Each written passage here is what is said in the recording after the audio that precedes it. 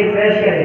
کوثر یہاں دب جاتے ہیں، طوفان یہاں رک جاتے ہیں، اس کا تقریر کے آگے شاہوں کے محل جھک جاتے ہیں.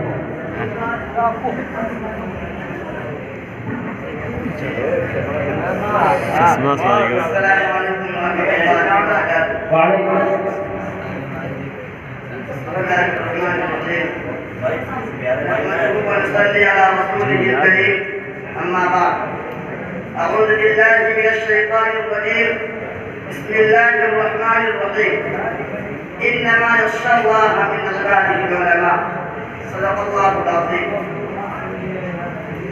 محترم حضرت جلسہ اور چملستان قاسمیہ کے چہتے بزرگ سب سے پہلے میں رب ذوالجلال کی بارگاہ حقیقی تشکر پیش کرتا ہوں کہ اس نے مجھے اس مادہ علمی حکمت و رفعت کی شان میں عقیدت و محبت کے پھول چھاور کرنے کی سعادت بخشی، جو عالم اسلام کی مثالی تعلیم کا، علوم نبوت کی مقبول درس کا، مشائخ و اولیاء کی روحانی تربیت کا، مجاہدین آزادی کی قیام کا، مسلک حقیقت کی مضبوط بنانا اور اس آخری صدی کے مجددین کی جلوہ جس کو اظہر الہند اور دعوت الہند کے نام سے جانا جاتا ہے، کی بنیاد خود خام میں آ کر اسلام نے قبر میں رکھی ہے. اس کے در و دیوار میں اکابر امت کا ربوکار فرما ہے.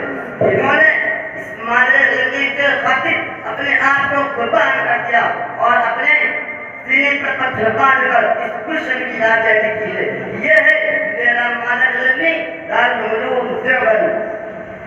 کوثر یہاں تک جاتے ہیں، طوفان یہاں تک جاتے ہیں، کوثر یہاں تک جاتے ہیں، طوفان یہاں تک جاتے ہیں، اس کا یقینی کے آگے شاہوں کے محل جھک جاتے ہیں. میرے دوستوں، علم و معرفت کا یہ جشن اس وقت بہت رہا جب برطانوی اقتدار نے تمام دینی مدارس بند کر دیے گئے. ہندوستان سے قرآن و سنت کے تمام مراکز بند کیے جا رہے تھے. آریوں اور عیسائیوں سے فتنہ ارتداد کی لہر مسلمانوں پر خالص سطر کے مانند چل رہی تھی. تو ایسے قرآن شوق دور میں حکمت الہی جوش میں آئی اور تاریخ میں کروڑ پگلی. چنانچہ 15 محرم 1283 ہجری کا مبارک دن آیا جس میں اولیاء امت کی پہلی تاریخوں سے اسی سرزمین دیوبند پر میرا مادہ علمی وجود عمل میں آیا. اس کی ابتدا تو ایک انار کے درخت کے نیچے ہوئی. خستحال عمارت کے سائے اخلاق و کردار کے دستے تیار ہوتے ہیں، انسانیت کے رہبر و رہنما پیدا ہوتے ہیں، اخلاق و الہیت کے ہیرے تراشے جاتے ہیں، اسلام کے ناباز سپاہی جلوہ گر ہوتے ہیں. اس کے فیض سے ایک عالم مستقیم ہوتا ہے. یہاں تک کہ میرے مادہ علمی کے فیض یافتگان لاکھوں کی تعداد میں دنیا کے چپے چپے دنیا کے گوشے میں پھیل چکے ہیں. اس کی دنیا تقریباً 1 لاکھ کو پہنچ چکی ہے. جن کی خدمات کے سلسلے میں صرف ہندوستان میں 86,000 مدارس اور 3 لاکھ مکاتب پھیل چکے ہیں. اس کی شہرت کا کیا پوچھنا، ہمارے غریب سے واقع ہے اسے نسبت کی بنا پر دارالعلوم کا نام ساری دنیا میں روشن ہے. محترم دوستوں، زخموں سے چور چور ہو جاتا ہے جب لوگ یہ پوچھتے ہیں کہ دارالعلوم کی دنیا کو میں انہیں آگاہ کرتا ہوں وہ کان کھول کے سن لیں.